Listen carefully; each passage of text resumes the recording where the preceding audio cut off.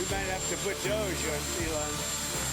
You know what Doge is? Doge is the monster that might have to go back and eat Elon. Wouldn't that be terrible?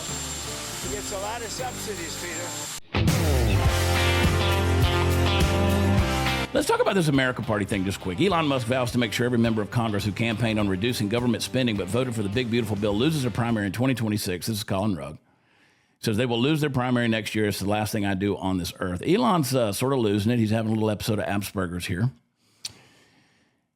Pretty strong threat that's there. And scroll back down. Let me look at the tweet there again. He says the odds that Elon Musk, let's go back, right now, go all the way back up to the top, right there. Let's see. Says everybody who campaigned on reduced government spending but voted for the big, beautiful bill. See, he's convinced that this is going to be more spending. And it could be. I talked about that yesterday on the program. It could be. We're hoping that it's not. I think we've got to look at this thing. Donald Trump obviously responded. Trump kind of escalated. I started sounding like Party Foul Steve there. He escalated this little online feud of saying, well, why don't we just turn Doge loose on Elon? He says, I don't know. We'll have to take a look on deporting him. Doge is the monster that might have to go back and eat Elon. He gets a lot of subsidies. He's upset the EV mandate is ending. So that might have to go back. Keep on going. Yeah, go ahead and play it. Back and eat Elon. I don't know. I think we'll have to take a look. We might have to put Doge on Elon. You know what Doge is? Doge is the monster that might have to go back and eat Elon. Wouldn't that be terrible? He gets a lot of subsidies, Peter. But Elon's very upset that the EV mandate is going to be terminated. And you know what? When you look at it, not everybody wants an electric car.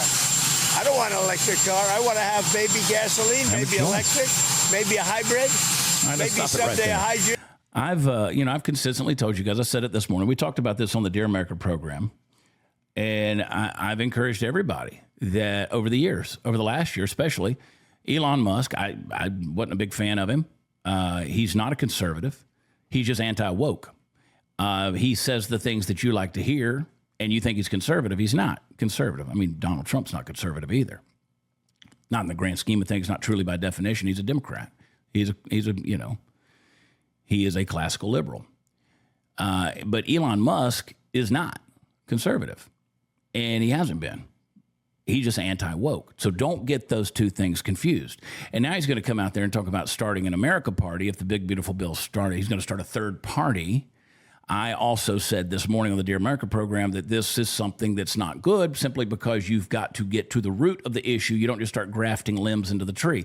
You don't just put a third branch on, a third party on when the two are already corrupt because they're coming out of a foundation that is already bad. So I got a message here that I really think needs to be heard loud and clear. And this is one of those things that you don't get lost in the world of X, because again, Elon Musk, the America Party, that's a bad idea as it stands now. I mean, I've come to respect Elon's flair for the dramatic as much as the next guy, but before we pop champagne and march under a new banner, I want to pump the brakes and talk a little bit about history. Because America doesn't have amnesia. At least we shouldn't have such a short memory. We've got a short attention span, but we need to call back some of our history because we've been down this exact road before, and it's a dead end if you don't fix the system first. You remember Ross Perot? I alluded to that this morning. Billionaire outsider. He had the charts, the whole thing. Kind of reeks of what we've got right now between Trump and Elon. Billionaires come in. You always got to be careful when a billionaire inserts himself in every conversation. You got to test them. They got to be vetted. Ross Perot comes onto the scene, 1992. He comes on like a hurricane, and he's preaching common sense. He's talking fiscal responsibility. You go back, every one of you probably would have agreed with most of what he had to say. People loved it. He captured 19% of the vote, but he didn't win a single state. And the reason is because the two-party system isn't just a competition, it's a cartel. It's like Coke and Pepsi locking the fridge and saying, sorry, RC Cola, you're not allowed on the shelf. And Bill Clinton got the election 4 times over George H.W. Bush. Then you had Teddy Roosevelt, war hero, trust buster, big stick, all that stuff, buck stops here. When he, speak softly, carry a big stick. When he tried to come back in 1912 with the Progressive Bull Moose Party, he split the vote and handed the presidency to Woodrow Wilson. Woodrow freaking Wilson, who is no doubt, if you know your history, he's the worst president we've ever had. He was the founder and the father of the progressive movement. So, I didn't like Obama, I didn't like Biden. You wouldn't have had Biden and Obama if you didn't have Woodrow Wilson. Because he gave us the Federal Reserve, he gave us the income tax, and we played ourselves here in America. Now you got Elon's going to come with his rockets, robots, and his righteous indignation and all these little buzzes in here because he's quirky and he's weird and all that. And here's the harsh truth. You throw a new party into a broken system, and I don't like the party system. I don't like the two-party system. I don't. But it's built on a broken system, and what you're doing is you're pouring jet fuel onto a car with a blown engine. You're like, that sounds cool. Wow. No, it's going to rev the crowd, but that thing ain't going anywhere. Because the problem isn't just who's in power, it's how power operates. I'm going to say that to you again, okay? Let it sink in. The problem isn't who's in power, it's how power operates. Because who's really in power is the unelected bureaucratic class, and they're untouched.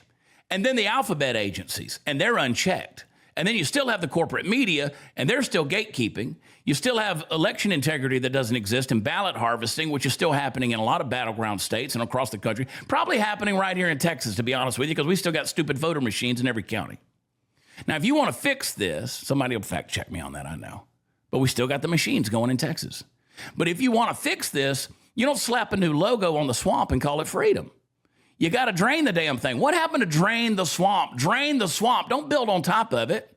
Bulldoze the muck, clean out the cesspool, rebuild the system that was designed by the people and for the people, not for tech billionaires, not for establishment careerists, not for the deep state paper pushers hiding behind procedural red tape.